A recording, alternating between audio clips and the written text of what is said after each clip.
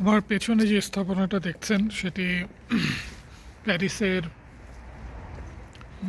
20 অ্যারিসদিজমোতে অবস্থিত রেগার্ড সামাক্তা। এটা 1700 শতকে নির্মিত একটি স্থাপনা। আমি যেখানে দাঁড়িয়ে আছি সেটা একটি পাহাড়ের মতন একটি স্থান, এবং এটা খুব বেশি দূরে না গার্ডোনার থেকে।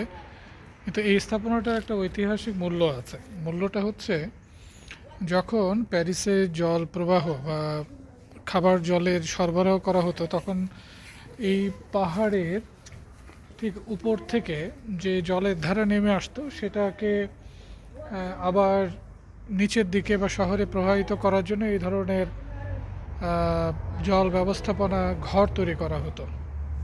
এবং এই ঘরটা সেই প্রাচীন জল ব্যবস্থাপনার একটি অংশ।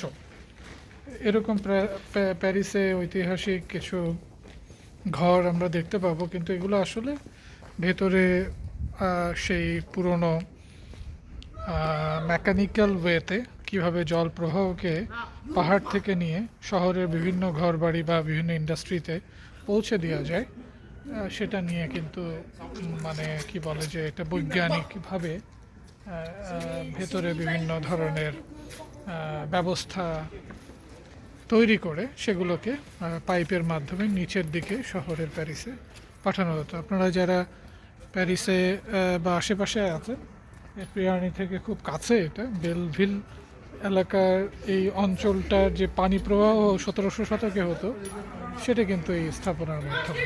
আপনারা যদি সময় পান তাহলে এসে দেখে যেতে পারেন। এখানের স্থাপনাগুলো সেই প্রাচীনত্বকে ধারণ করেছে। ধন্যবাদ।